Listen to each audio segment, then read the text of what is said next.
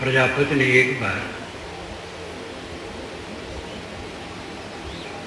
ज्ञान की घोषणा की तो देवता, दैत्य और मनुष्य तीनों के प्रतिनिधि वहां गए ज्ञान के लिए। देवता गए, दैत्य गए, मनुष्य गए, एक एक गया उनके प्रतिनिधि।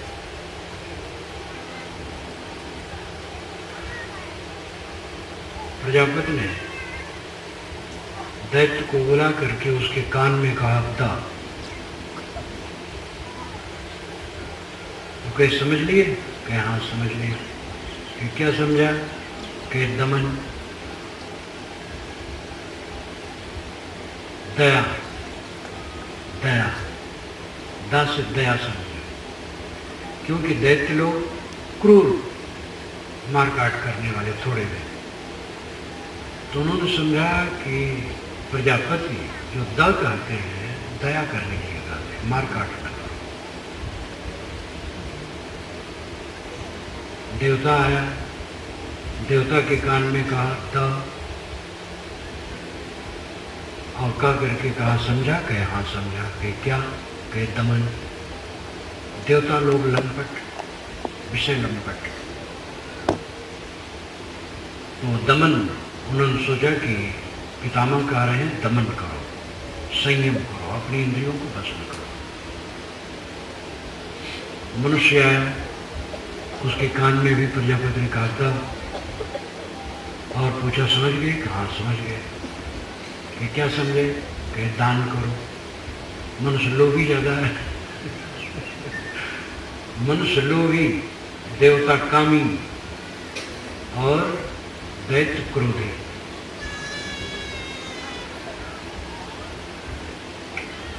और तीनों पात्र थे। प्रजापति ने केवल दा कहा और कुछ नहीं कहा। दा, तीनों के कान में दा कहा। और उनमें इतनी पात्रता थी कि उन्होंने अपने अपने ढंग से सीख ली। देवताओं ने दमन करने की सीख ली, दैत्यों ने दया करने की, और मनुष्यों ने दान करने की। मनुष्य लोभी, दैत्य क्रोधी, देवता विषय लंपट। देवताओं के विषय में तो गोस्वामी जी ने भी बहुत कहा है, ये देवता लंपट। रामचरितमानस में काम, क्रोध, लोभ, ये तीन के लिए इसमें उपदेश है इस रूपक में। रूपक बड़ा मनोहर है, ये उपनिषद में आता है। उपनिषद सौरभ मेरी पतली पुस्तक है, 11 प्रामाणिक उपनिषदों का उसमें सार मक्खन है।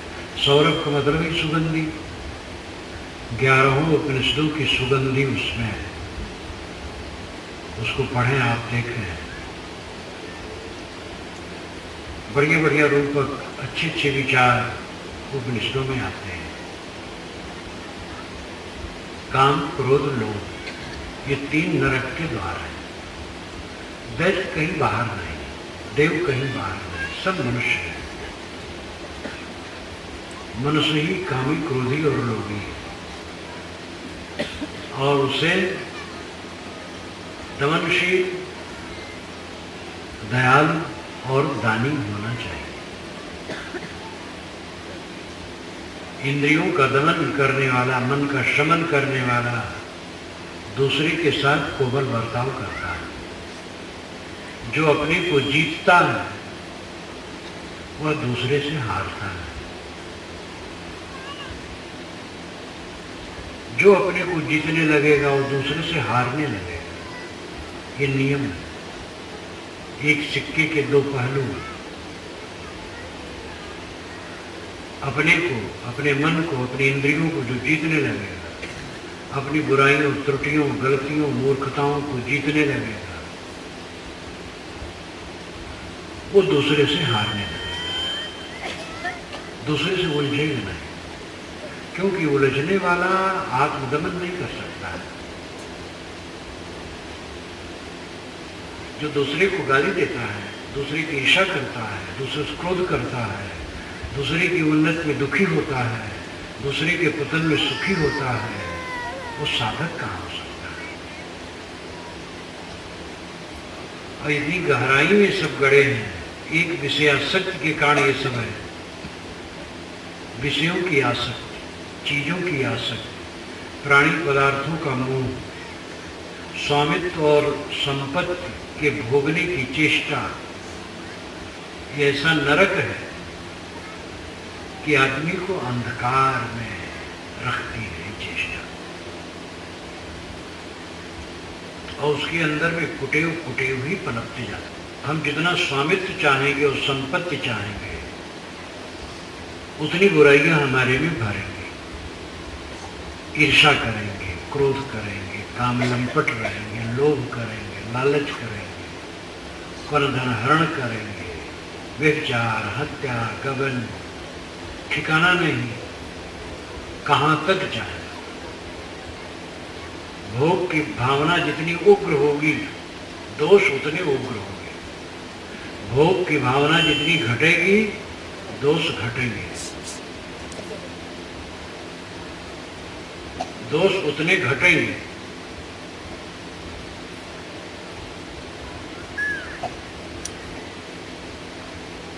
भोग की भावना जितनी घटेगी, दोष घटेंगे। भोग की भावना बढ़ेगी, दोष बढ़ेंगे।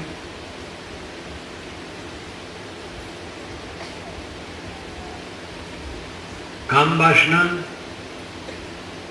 का शमन, काम वासना एक नहीं है। नर नारी के संबंध जनित जिस काम वासना को अर्थ लिया जाता है, उतना ही नहीं है, वो तो है ही। हमारे मन में है कोई हमें नमस्कार करे, ये भी हमारी कामना दुखदायी है। हमें नमस्कार कर लेना चाहिए सबका। कोई नमस्कार न करे, हमें दुखी नहीं होना चाहिए, ध्यान ही नहीं जाना चाहिए। हम स्वयं नमस्कार कर लिए, बस पूरा संसार विराट स्वरूप परमात्मा, सबका नमस्कार कर लिए। किसी से कुछ चाहना, ये हमारी दरिद्रता है, एक कामना है, काम है। काम कामना एक बात है। जो कामना का दमन करता है, कामना का त्याग करता है, वह दूसरे के साथ सुंदर बर्ताव करता है। जो जितना कामी होता है, उतना क्रोधी होता है और उतना लोभी होता है।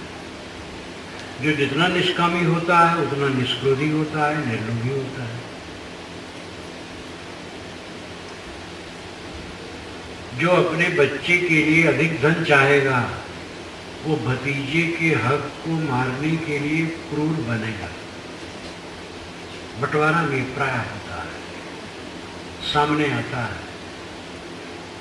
एक भाई ज्यादा चतुर है, ज्यादा व्यवहारिक है, वो धन को बंटवारे में ऐसा चाहेगा कि उसको ज्यादा मिले। किसके लिए? उसके बच्चे के लिए। भतीजी के लिए ध्यान नहीं, भतीजी के लिए ध्यान होना चाहिए। भाई भतीजे का हक जरा भी दबेगा। बंटवारा में दूसरे को थोड़ा ज्यादा मिले, इसमें हमें सुख होगा, और हमें ज्यादा मिले चतुरता करके तो हमारा नरक होगा। और बंटवारा में मिला हुआ धन हमारी उन्नति का कारण नहीं बनेगा। बंटवारा में जो मिला और उसमें थोड़ा ज्यादा मिल गया, वो थोड़ा ज्यादा वाला नरक करेगा, उन्नति नहीं करेगा। उन्नति तो आदमी के प्रारब्ध और परिश्रम से होता है। और बंटवारा में जो चालाकी की जाती है, वो चालाकी को बहुत ज्यादा थोड़े रहते और थोड़े वो नरक करते हैं। 10 एकड़ जमीन है, 2 भाई में बांटना है, तो ऐसा तो नहीं है कि एक को 1 एकड़ दे, एक 9 एकड़ दे दे, बांटेंगे आधा आधा। कुछ चालाकी करेंगे, और कुछ जो चालाकी करेंगे वही उनका नरक करेंगे। सरलता से बांट दो, आधा आधा करके, बल्कि दूसरे के साक्षित्व में बांटा जाए और सरल न हो, परम सुख मिलेगा।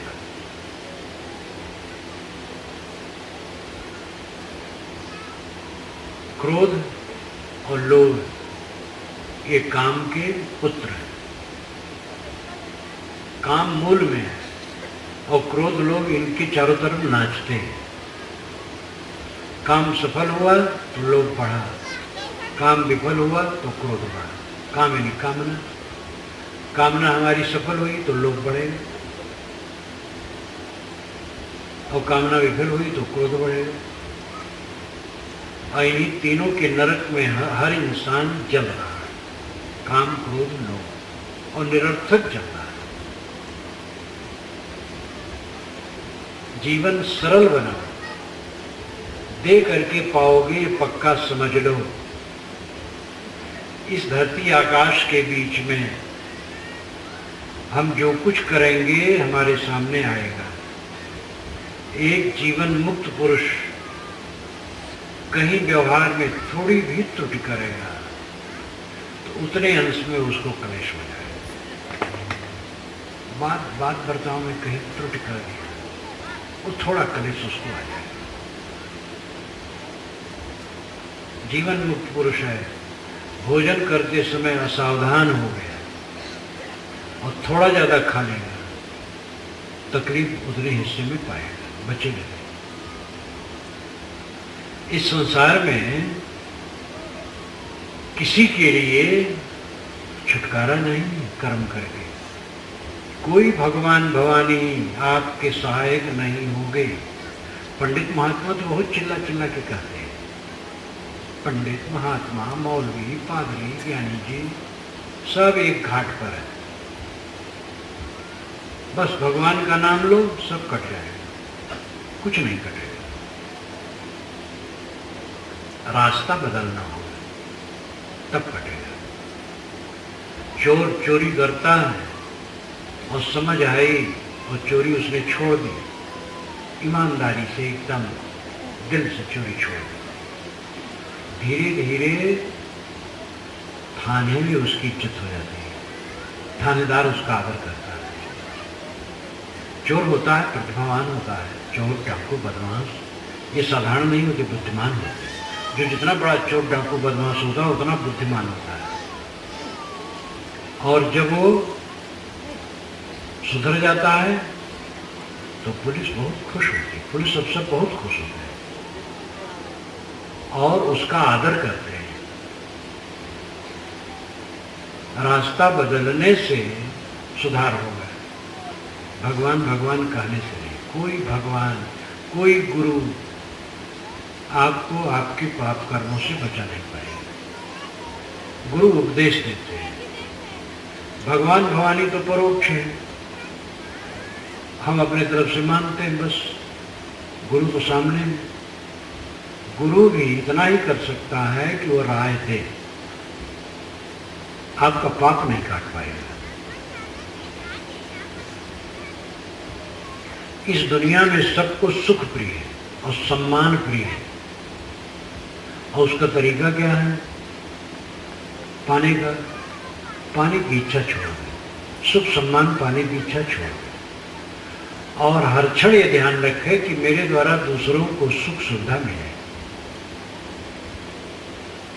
मेरी ऐसी शक्ति तो नहीं है सबको सुख सुविधा दे। असुविधा और दुख देना छोड़ दे तो रास्ता साफ हो जाएगा। किसी के रास्ते में हम रोड़ा ना अटकाएं और किसी को दुख न दें। जब संभव हो तो सुविधा दें, सुख दें। जो हम चाहते हैं वह देना शुरू करें। और ये कठिन रास्ता है। कठिन रास्ता कहाँ नहीं? क्या धान की कमाई कठिन रास्ता नहीं?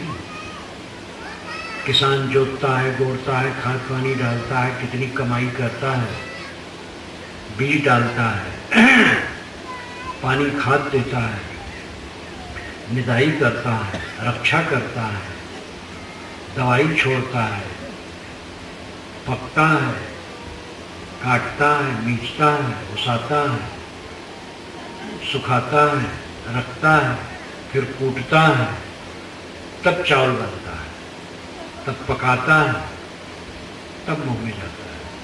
कितनी मेहनत के बाद है, कहाँ कठिनाई नहीं। दुकान पर सुबह से शाम तक दुकानदार बैठा रहता है, ग्राहक आवे न हो। ठंडी गर्मी वर्षा शहरों में देखो जो बड़ी बड़ी दुकानें हैं उनको तो सुविधा है, ढाबे में दुकानें बहुत हैं, धूप सामने आ रही है, जेठ की धूप, और उसमें दुकानदार बैठा।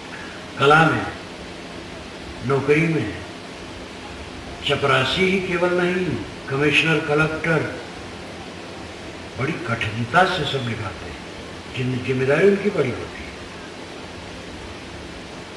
कठिनाई कहाँ नहीं है? कठिनाई को जो डरता है वो कायर है। कल्याण में कोई कठिनाई नहीं, आदत के नाते हमें कठिनाई लगती है। हमारी आसक्ति के विषयों में छोड़ना बड़ा पिनाक लगता है, और विषय ही रुलाते हैं, वासना ही रुलाती है। इसलिए संयम करो, अपने पर संयम करो। कल एक युवती ने आकर के सामने कहा, प्रवचन के समाप्त होने पर, जब बहुत चले गए, हमारे साथ के लोग भी करीब करीब चले गए, अध्यापिका है रायपुर में, उसका पति भी सामने आ गया, बड़ी भाव, बहुत दिनों से आपसे मिलना चाहते और बहुत भावुकता से बात की और विवेक से की। उसका मैं अनुवाद नहीं कर सकता, और कही कि मैं चाहती हूँ साधना करूँ। मैंने कहा तुम्हारा पद समझे, कहीं बगल में खड़े इसलिए कह रहे हैं इनके सामने, ऐसा भी बगल में खड़े इसलिए कह रहे हैं। जिनसे बन सके साधना में आगे मत लगाओ। बाल बच्चे हो गए, विषयासक्त में डूब के क्यों सड़ते हैं? गर्भाधान के लिए संजोग है, विलास के लिए है। विलास तो विनाश, और शरीर ढीला हो गया, बाल पक गए, तब भी विषय लंपट। ऊपर उजर कहा भो गोरे, भीतर जहूकारो हो। ऊपर के बाल उजले हो गए, मन काला है, कब जगोगे? जागो, साधना में लगो, विषय वासना से अपने मन को निवृत्त करो। दर्जे दर्जे जितना संभव हो संयमित हो, कम करो, पूर्ण संयमित हो। क्रोध त्यागो, कामना जितनी घटेंगी क्रोध और लोभ दोनों घटेंगे। कामना का अर्थ मैंने पहले कर दिया, केवल नर नारी संबंध जनित काम ही कामनाएं हैं। बहुत कामनाएं हैं, वो सब कामनाएं लोभ और क्रोध पैदा करती हैं। कामनाएं जितनी घटेंगी क्रोध और लोभ दोनों उतने घटेंगे। और काम, क्रोध, लोभ ये तीनों जिसके घटेंगे वो सुखी होता जाएगा, वो साथियों की उन्नति से खुश होगा। साथियों की उन्नति से दुख लगता है, समझ लो मन नारकी है। अपने पुत्र से ईर्षा हो सकती है, शिष्य से ईर्षा हो सकती है, गुरु से ईर्षा हो सकती है, पिता से ईर्षा हो सकती है, मित्र से ईर्षा हो सकती है। जहां मन में कमजोरी है वो कोई मुलैया थोड़े करता है। कर्म संस्कार बड़ा ज्ञानी है, मन कमजोर है, ईर्षा उसके चित्त में आ जाएगी, और ईर्षा आ गई तो ज्ञान बेकार हो गया। विरोधी की उन्नति देख करके मन प्रसन्न हो, तब अपना मन सही समझो। विरोधी की अवनति हो ये हम सोचें तो क्या उसकी अवनति हो जाएगी? उसकी अवनति तो उसके कर्मों से हो, लेकिन हमारी अवनति हो गई। किसी की अवनति हम सोचते हैं तो अपना नरक करते हैं। मित्र प्रसन्न हो, शत्रु प्रसन्न हो। मित्र की उन्नति हो, शत्रु की उन्नति हो। शत्रु कोई है ही नहीं। कोई मानता है अपने को शत्रु माने? हम नहीं मानते। हमारा विरोध करने वाला उन्नत हो, सुखी हो, आनंदित हो, सुख बढ़ेगा तब स्वर्ग उतरेगा। सुख ही तो स्वर्ग है। और असली सुख है ये मन की शान है। जो हम चाहते हैं दूसरे के लिए चाह है। ये मुख्य कुंजी है सुख की। हम सुख चाहते हैं, सुविधा चाहते हैं, सम्मान चाहते हैं, आदर चाहते हैं, प्रशंसा चाहते हैं, तो दूसरे के लिए ये सब चाह, और दूसरे को ये सब मिलता हो तो खुश हो। जो हमारा विरोधी है उसको भी मिलता हो खुश हो, हमारे विरोधी को दुख मिलता हो हमें उससे कष्ट हो, सुख ना हो। ऐसा मन बनना चाहिए। असली कमाई भीतर की है, बाहर की कमाई भी जरूरी है। अन्न पैदा करना है, रुपया पैदा करना है, अपने अपने क्षेत्र में जहाँ जो लगे हैं वो उन्नत करें, भौतिक उन्नत करें। भौतिक उन्नत की आवश्यकता है, शरीर भौतिक है और इसके लिए भौतिक वस्तुओं की आवश्यकता है। ये तो अभ्युदय निःश्रेयस सिद्धि से धर्म है, जिससे अभ्युदय निःश्रेयस की सिद्धि हो ही धर्म है। अभ्युदय का मतलब लौकिक उन्नति और निःश्रेयस का मतलब है आत्मशांति। तो लौकिक उन्नति भी चाहिए, लेकिन उन्नति सबके बराबर नहीं होती है और उन्नति की कोई सीमा नहीं। मूल विचार रखना चाहिए, भोजन वस्त्र आवास मिल जाए बहुत है। भोजन वस्त्र आवास में भी अंतर रहेगा। एक का भोजन बहुत कीमती होगा, एक का नमक रोटी, नमक भात, चटनी भात, और ये भी सबका बराबर कर पाना बड़ा मुश्किल है। मार्क्स ने सोचा, लेनिन ने उस पर प्रयोग किया, एंगल्स ने सहारा दिया, लेनिन ने प्रयोग किया, और कुछ समय रूस चमका समाजवाद में। साम्यवाद की अभिलाषा थी कि हो जाए 80 तक साम्यवाद आ जाएगा, लेकिन 80 तक वो समाप्त हो गया, क्योंकि तरीका था मारपीट करके बस में करना, जबरदस्ती समता लाना। हिंसा का काम स्थिर नहीं होता, प्रेम का काम स्थिर होता है। गांधी जी ने कहा था, लेनिन का प्रयास निष्फल नहीं जाएगा, लेनिन जैसे महापुरुष, लेकिन कोई भी उन्नति की स्थिरता अहिंसा से होती है, हिंसा से नहीं। और पूरी दुनिया में मार्क्सवाद बिखर गया। चीन में रोध हो करके है, लेकिन वहाँ भी समय समय से संताप दिया जाता है जो स्वतंत्रता चाहते हैं। और हमें तो विश्वास है देर सवेर से ही बदलेगा। मार पीट करके कब तक सबका मुंह बंद रखेंगे, कोई बोल न पावे कुछ। ये क्या मानवता है?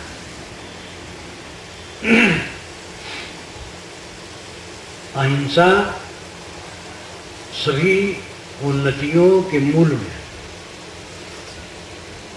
दुखाना नहीं, दुख नहीं चाहते हो तो दुखाना बंद करो, दुखाने का संकल्प बंद करो। और एक भावना ये अच्छी तरह से साध ली जाए, पूरा जीवन सध जाएगा। साहब ने कहा, एक साधे सब साधिया, सब साधे एक जाए, जैसे सींचे मूल को फूले फले अगाए। एक मन है और सब संसार है। एक मन को साध लिया तो सब सध गया, साध लिया नाम बस में कर लिया तो सारा संसार बस में हो गया। मेरा मन प्रसन्न है, आनंदित है, निर्मल है, आत्मसंतुष्ट है, बस पूरा संसार आनंद में है। और सबको बस में करने चले तो ये जाए, मन बह गया। सब तो बस में होगा नहीं, मन बस में हुआ नहीं। एक मन को बस में कर लिया मानो सारा संसार बस में है, और एक मन को बस में नहीं किया सब विवश। जैसे जड़ में पानी डालने से पूरे वृक्ष में ताकत आती है और फूल फल लगते हैं, खाने को मिलता है। तो ऐसे एक मन को साध लेने से पूरा जीवन आनंदमय हो जाता है। कितने लोग सोचते हैं कि मन को साधें, नींद खुली मन में ईर्ष्या शुरू, देवरान के लिए, जेठान के लिए, सास के लिए, बहू के लिए, ननद के लिए, भावज के लिए, पिता के लिए, पुत्र के लिए, भाई के लिए, पड़ोसी के लिए ईर्ष्या से, बात बात में क्रोध, मुंह में मानो जहर घुला है, जब बोलते हैं तब कट। कम घर ऐसे हैं जिसमें परिवार के लोग एक दूसरे को प्रेम की निगाह से देखते हो और मीठा बोलते हो। बड़ा मुश्किल है, बहुत कम घर मिलते हैं। एक दूसरे से बात नहीं, बात बोलेंगे भी तो मालूम होता लाठी मार रहे। शाम को इकट्ठे हुए, सब गाल फुलाए बैठे, कोई किसी से नहीं बोल रहा है, कोई पूछा तो गुड़ गया, बड़ा है तो उसकी उपेक्षा कर दी। भोजन का नंबर आया तो पिता बैठा है तो पुत्र नहीं बैठे, पुत्र बैठा है तो पिता नहीं बैठे, भाई भोजन कर रहा है तो दूसरा भाई नहीं बैठे। उसको सहन नहीं कि हमारे साथ भाई बैठ के भोजन करे। क्या जीवन है!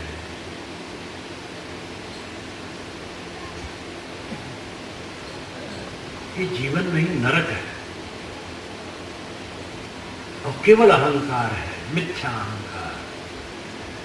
रतन का जतन कर माड़ी का श्रृंगार, आया कबीरा फिर गया झूठा है अहंकार। सारा अहंकार हमारा झूठा है, कुछ रहने वाला नहीं, कुछ मेरा नहीं। जिस शरीर पर हमें सारा अहंकार है वो शरीर पानी बुलबुला है और अचानक ये फूट जाएगा, पता नहीं लगेगा कहां गया। सारा अहंकार शरीर के मद पर निर्धारित है। शरीर मद, पानी का बुलबुला शरीर, कूड़ा कचरा, टट्टी पेशाब की पोटली लिए हम लोग बैठे हैं और होश नहीं। कितने समय हम सोच करते हैं कि हमारा शरीर टट्टी पेशाब की पोटली ही चाम का थैला है, ये वास्तविकता है। और इस सच्चाई को कितने समय देखते हैं? मद देखते हैं, काम वासना देखते हैं, मोह देखते हैं, दिग्भ्रमित है। सब पर कब्जा करने का अहंकार देखते हैं। सब मेरे पैर के नीचे है, मैं ही सबके पैर के नीचे हो जाऊं, क्या पूछना। स्वर्ग उतर आए। जो अपने को जीतता है वो सबसे हारता है। जो अपने को साधने लगता है, पत्नी का सहेगा, पुत्र का सहेगा, माता पिता तो साने हैं, पत्नी और पुत्र का भी, नौकर का भी सहेगा। नौकर जो रात दिन काम कर रहा है, कहीं थोड़ी उपेक्षा उसने कर दी, विवाद न कर। रात दिन बाबूजी बाबूजी बाबा जी कहता है, और कभी एक बार थोड़ा ऐंठ के बोल दिया, कटु न पाओ, मीठा बरता। एक सज्जन यहाँ में था, उन्होंने कहा साहब आज मेरी नौकरानी थोड़ा ऐंठ करके बोल दी मुझसे, तो मैं शांत रह गया। सुबह से शाम तक वो बाबा बाबा कहती रहती। अब एक बार उससे भूल हो गई तो हम उसको क्या कहें कि वाह धन्यवाद, आपका नंबर आ गया। जो अपने को जीतेगा वो दूसरे से हारेगा। हारने मतलब हार मान लेगा। नहीं सकता प्रत्सपाम किंचित धमम द्वार ममृष्यवेदी गुह्यम ब्रह्म तदिदम ब्रवीम नहीं मानसा श्रेष्ठ क्रम किंचित। ये महाभारत में आता है। दो जगह आया है, बीच में भी आया है और आखिर में आया है। नहीं सकता प्रत्सपाम किंचित। मैं गाली खाता हूं लेकिन गाली देने वाले को थोड़ी भी गाली नहीं देता हूं। थोड़ी भी गाली नहीं देना, गाली देने वाला। क्यों? तमम द्वारम अमृष्य वेदिन। मैं जानता हूं कि आत्मदमन ही अमृत का द्वार है। अपने को मार लेना ही अमृत के भवन में पहुंचना है। जो अपने को मार लिया अमृत हो गया। गुह्यम ब्रह्म तदिदम ब्रवीम। मैं एक गोपनीय बात यहां कहता हूं, नहीं मानसा श्रेष्ठतर में किंचित। मनुष्य बढ़कर के कुछ नहीं। लोग कहते मनुष्य तो तुच्छ है, ईश्वर की वाणी समझने योग्य। ईश्वर कम मिला है जब आपको वाणी दिया है, कभी मिला है? कोई किताब लिख के ईश्वर भेजा है? सारी किताबें मनुष्यों की लिखी है। दादागिरी करने के लिए संप्रदायों ने घोषणा की कि मेरी किताब ईश्वर की दी हुई है, मेरा महापुरुष ईश्वर का अवतार है या पैगंबर है, और मेरा संप्रदाय ईश्वर का दिया हुआ। ये दादागिरी के लिए झूठ है। दुनिया की सारी किताबें मनुष्यों ने लिखी हैं, सारे संप्रदाय मनुष्यों ने चलाए हैं, और सारे महापुरुष केवल मनुष्य हैं। मानवीकरण जब तक नहीं होगा इनका, सांप्रदायिक विष नहीं दूर होगा। दुनिया के सभी महापुरुष हमारे सिर पर हैं, कबीर भी नहीं, राम कृष्ण, मोहम्मद, ईसा, बुद्ध, महावीर और दुनिया के सभी महापुरुष सब हमारे सिर पर हैं। वेद ही नहीं, कुरान, बाइबल, जिंदा वेस्ता, सारे धर्म ग्रंथ आदरणीय। हिंदू ही नहीं, मुसलमान, ईसाई, यहूदी सब मेरे प्यारे हैं। कौन यहां पर आया? ये उदार विचार आए बिना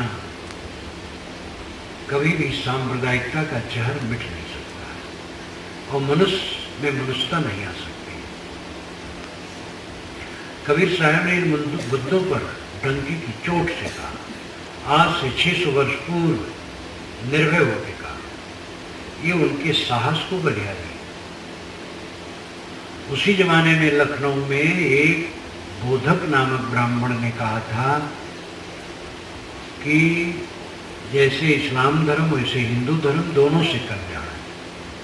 इसी पर उस पर मुकदमा चला करके उसको फांसी की सजा दी गई, क्योंकि मुस्लिम राज था। कि भला इस्लाम तो राह खुदा है और हिंदू तो दोजखी, हिंदू धर्म से कैसे कल्याण हुआ? तो फांसी की सजा हुई। और उसी समय कबीर साहब गरज रहे थे, जो तू तुर्कनी जाए पेटे का है सुरत कराए। अगर तू तुर्कनी से पैदा हो तो पेट ही से खतना करा करके आते। खतना तो यहाँ की और नकली है।